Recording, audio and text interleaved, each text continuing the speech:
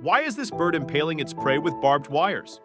Shrike birds are a species of bird that are known for their peculiar hunting habits. After catching their prey, these birds impale them on barbed wires, sharp twigs, and even leaves.